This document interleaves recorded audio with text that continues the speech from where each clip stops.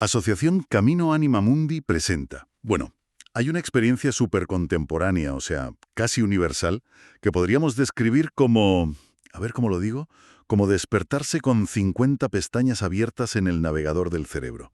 Uf, sí. Esa sensación de que el sistema se va a colgar en cualquier momento. Exacto. Tienes el grupo de WhatsApp del trabajo exigiendo atención. Por otro lado, la familia. Y luego esa ansiedad difusa sobre el futuro, las expectativas.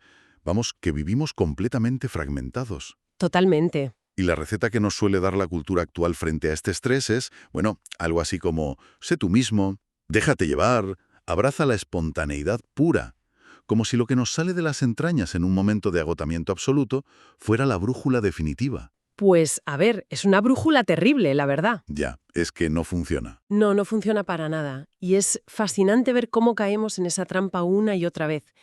Creemos que la gran solución a esa fragmentación es replegarnos sobre nuestro propio ombligo. Claro, buscar refugio dentro. Eso es. Pensamos que la interioridad inmediata, o sea, el instinto del momento, lo que me apetece ahora, es la única fuente de autenticidad. Pero claro, cuando intentamos construir una vida entera solo con lo que nos sale de dentro en cada instante, el resultado suele ser el vacío. Nos quedamos atrapados en una habitación mental demasiado pequeña. Y sin ventanas, porque, seamos sinceros, nadie vive en el aire. Es una ficción total creer que podemos operar sin un guión. Absolutamente, todos vivimos dentro de relatos. Exacto. De narrativas que nos dicen qué es el éxito, qué es el fracaso o simplemente qué sentido tiene levantarse por la mañana. Y la intención de esta reflexión de hoy no es dar 3 técnicas de respiración para sobrevivir al martes. No, eso se quedaría cortísimo. Claro. Queremos sumergirnos en un relato inmenso, antiquísimo, que propone una arquitectura capaz de coger todas esas piezas sueltas de nuestra vida y volver a unirlas. Y para empezar a entender esa arquitectura tenemos que invocar un concepto fascinante que viene del griego antiguo. La palabra es anakefalaiosis. Ostras, menuda palabreja para empezar. Sí, sí, suena a jerga académica súper densa, lo sé, pero su significado es muy visual, muy físico. Literalmente se traduce como reunir, recapitular o, digamos, poner todas las cosas bajo una sola cabeza. Vale, poner bajo una cabeza. Exacto. El relato cristiano sostiene que Cristo es ese centro neurálgico. Pero ojo, que esto es clave. No es un centro que pase como una pisonadora aplastando la diversidad. Es un centro que coge lo múltiple, lo respeta y lo integra dándole un propósito común. A ver, espera, vamos a detenernos ahí un segundo.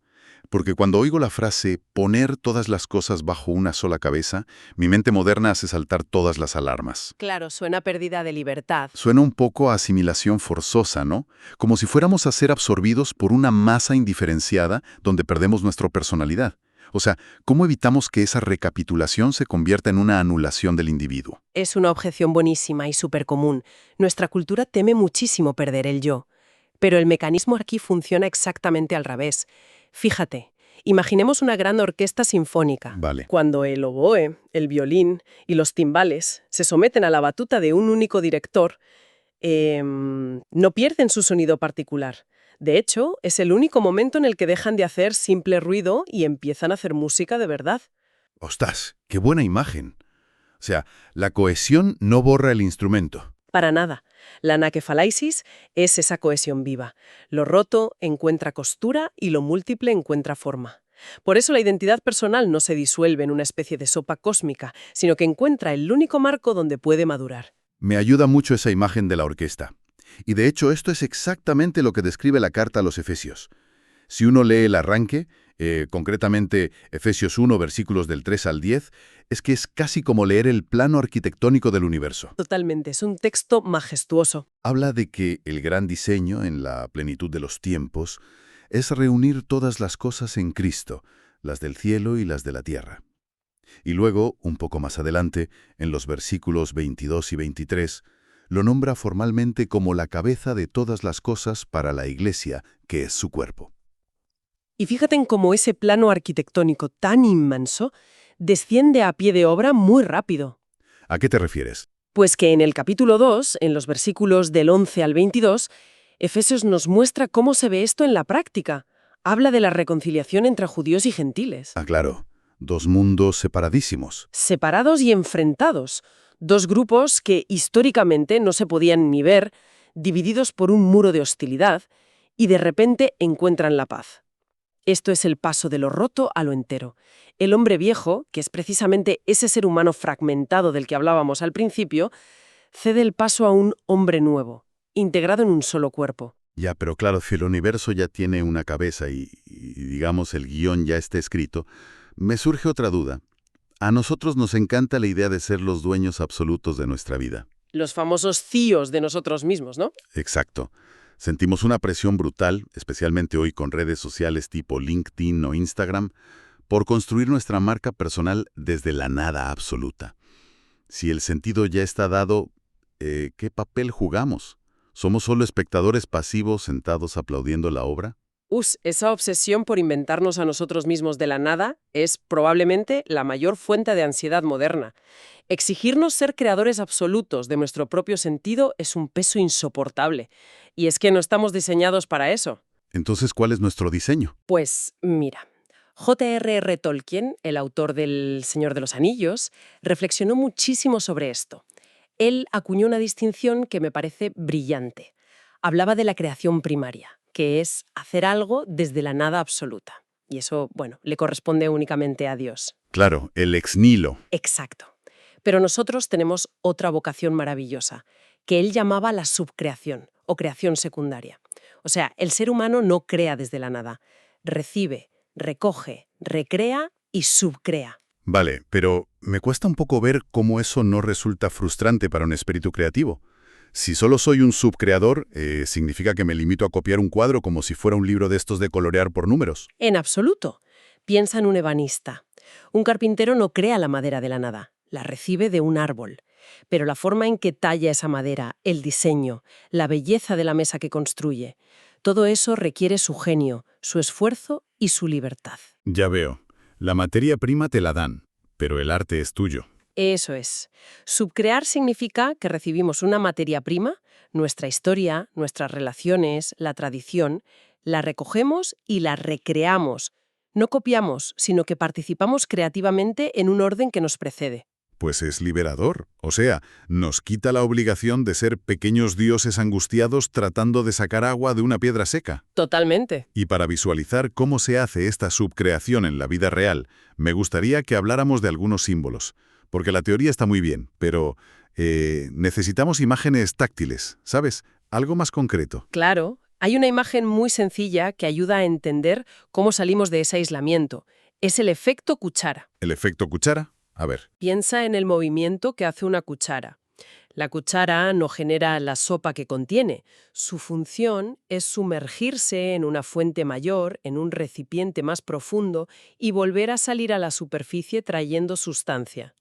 Sumergirse para recoger. Exacto. A nivel vital esto significa sumergirse en la tradición, en el misterio, en la sabiduría acumulada. Es el movimiento opuesto a intentar sacar verdades profundas del pozo vacío de un ego aislado. Me gusta mucho la cuchara, para la idea de recibir alimento. Pero si seguimos con la imagen inicial de la fragmentación, de que estamos como un tejido roto con los bordes deshilachados, creo que necesitamos otra herramienta. ¿Cuál se te ocurre? Necesitamos un efecto aguja. O sea, piensa en lo que hace una aguja. Tiene que ser punzante, para entrar en el tejido denso de la realidad. Atraviesa la tela, baja la oscuridad, coge un hilo y, al volver a subir, une dos piezas que antes estaban completamente separadas. ¡Wow!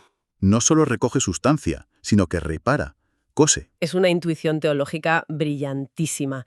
De hecho, si llevamos esa imagen de la aguja al extremo, podemos decir que Cristo es la aguja de oro del Padre. La aguja de oro.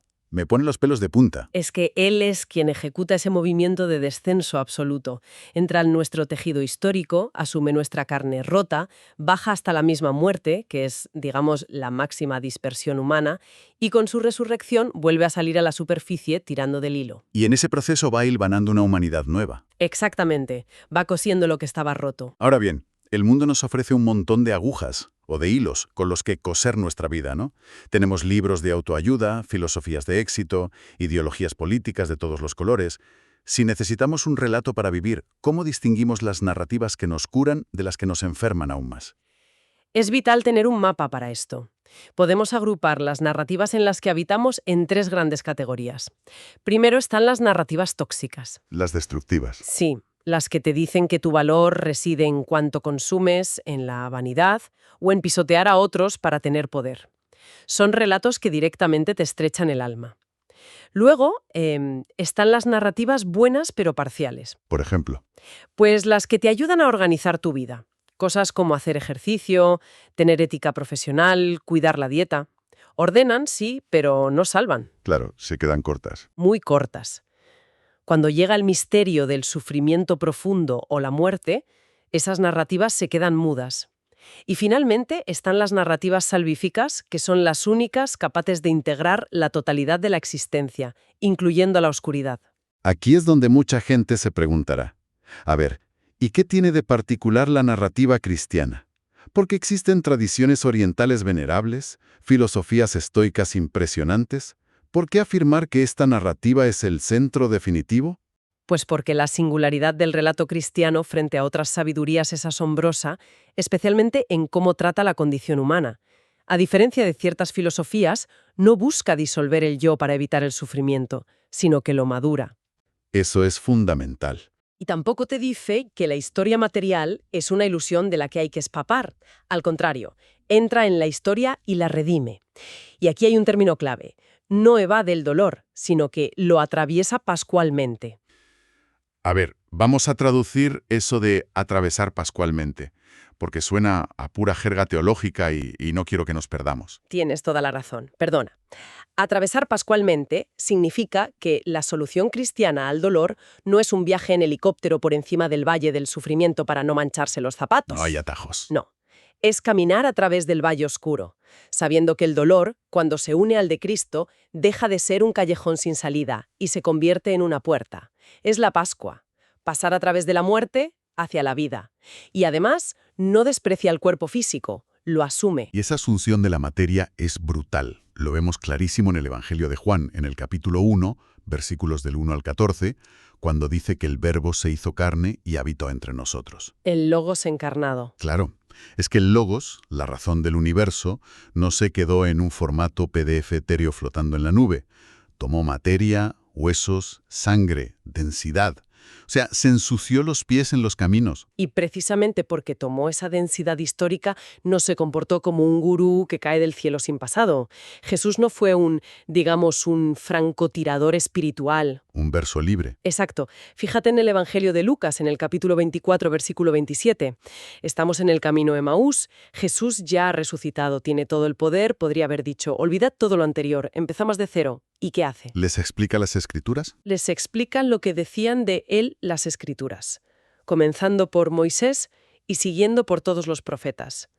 O sea, hay una novedad radical, sí, pero sobre todo hay un cumplimiento, una obediencia filial a la historia que venía de atrás. No es una autoexpresión aislada. Es como si nos estuviera diciendo que Él es la pieza central del rompecabezas. La pieza que hace que todas las anteriores que parecían no encajar, de repente cobren sentido. Y los primeros pensadores cristianos vieron esto con una claridad pasmosa. Pienso en figuras como Ireneo de León. Ireneo es fascinante. Él explicó el cómo de esta recapitulación de una forma bellísima. Propuso que Cristo rehizo el camino de Adán, pero a la inversa. A ver, desarróllame eso. Pues si Adán trajo la dispersión por su desobediencia frente a un árbol, Cristo trae la cohesión por su obediencia en el árbol de la cruz. Deshizo el nudo que la humanidad había creado. Y Orígenes, San Agustín y otros padres de la Iglesia siguieron esta misma línea. Entendieron que Cristo ilumina tanto el pasado como el futuro, ¿no? Exacto. Lo vieron como el verdadero centro de la historia. Y usando esa palabra, centro, a veces en teología se habla de Cristo como el centro hermenéutico. Para que no suene a clase de universidad, podríamos decir que es como la piedra de Rosetta, ese traductor que de repente te permite leer un idioma antiguo que antes solo parecían rayas sin sentido. Me parece una analogía perfecta. Es la clave de lectura. Si no tienes esa pieza, la historia humana parece una serie de accidentes trágicos y caóticos. Pero cuando aplicas ese centro hermenéutico, ves el hilo conductor. ¿Y las Escrituras lo respaldan sin parar? Continuamente. San Pablo lo clava en Romanos 8, versículo 29, cuando dice que estamos llamados a ser conformados a la imagen del Hijo, o en la carta a los Colosenses 1, del 15 al 20, afirmando que Él es aquel en quien todo se mantiene unido. Es la fuerza de gravedad que impide que el universo se despedace. Todo esto plantea una ontología cósmica impresionante, pero, a ver, vamos a bajar de las nubes. Vamos a aterrizarlo, sí. Si nos imaginamos a alguien que mañana a las 7 de la mañana tiene que lidiar con un atasco monumental de tráfico, con un compañero de trabajo que le envía un correo pasivo-agresivo y con una pila de platos sucios en el fregadero, ¿cómo aterriza esta costura del universo en un martes por la mañana cualquiera? Esa es la prueba de fuego de todo lo que estamos hablando. Si no transforma a tu martes a las 7 de la mañana, esto es solo poesía estéril. Exacto. ¿Cómo cambia la rutina? Vivir recapitulado significa un cambio de perspectiva radical en lo ordinario. Imagina ese correo pasivo-agresivo que decías. Si uno es el centro de su propio universo, ese correo es una tragedia narcisista, es un agravio imperdonable, y te pasas el día amargado. Rumiando la ofensa. Eso es. Pero si estás insertado en este relato salvífico, esa ofensa se convierte en un lugar de discernimiento. Es una oportunidad minúscula para perdonar, para ejercer tú mismo de aguja y coser un poquito del tejido roto de tu oficina. Es decir, sacas el foco de ti mismo y ves el panorama completo. Exacto. Y la rutina gris, como fregar esos platos sucios, deja de ser un tiempo inútil y se convierte en Nazaret. En Nazaret. ¡Qué bonito! Sí, en el valor oculto de la fidelidad en lo pequeño, tal como vivió Jesús la mayor parte de su vida terrenal. Una crisis personal o el cansancio de la incertidumbre ya no son un agujero negro donde te hundes solo. Sino un desierto con un propósito. Un desierto purificador, claro. Y tus vocaciones, o tus relaciones, dejan de ser herramientas para satisfacer tu ego y se transforman en lugares de donación. Y esto nos conecta con una idea fundamental. No sufrimos ni nos alegramos en aislamiento. Como se explica en la primera carta a los Corintios, en el capítulo 12, del 12 al 27, y también en Efesios 4, del 13 al 16. Somos un cuerpo vivo. Eso es. Si duele algo en la soledad de una habitación, ese dolor está articulado dentro de un cuerpo orgánico mucho más grande, que crece y se dirige hacia su cabeza. Nuestras pequeñas victorias y fracasos tienen resonancia cósmica, aunque nadie nos esté grabando. Por eso, la verdadera conversión no tiene nada que ver con un simple cambio moral de conducta. No es el típico propósito de Año Nuevo de «voy a ser mejor persona». Va mucho más a la raíz. Es un cambio de la narrativa dominante. Es soltar de una vez los hilos sueltos que nos manejan habitualmente. Ya sabes, el miedo, la necesidad de aplauso, la ansiedad, y dejarnos tejer por esta narrativa mayor que verdaderamente sostiene y cose el alma. Pues recapitulando todo lo que hemos explorado hoy. Vivir cristianamente no es fabricarse a base de esfuerzo y estrés una identidad solitaria y aislada. No, qué agotamiento. Pero tampoco es evaporarse perdiendo nuestro rostro en una especie de energía impersonal. Es algo mucho más profundo, más libre y más encarnado. Porque en Cristo el mundo no se deshace, se reúne. Vivir es dejarse recapitular. Nuestra historia no se niega con todos sus borrones y sus cicatrices, sino que se cumple y se redime. Y no perdemos nuestra identidad. Al contrario, empezamos por fin a ser nosotros mismos cuando nos situamos libremente bajo esa cabeza verdadera. Es una visión fascinante y súper esperanzadora. Y, fíjate, hablando de todo esto de la subcreación y nuestra obsesión moderna por crear desde la nada, me deja pensando en algo muy actual. A ver, ¿en qué? Toda esta fascinación y a la vez terror que tenemos con la inteligencia artificial. Queremos construir máquinas que generen cosas, desde cero, como si fueran pequeños dioses.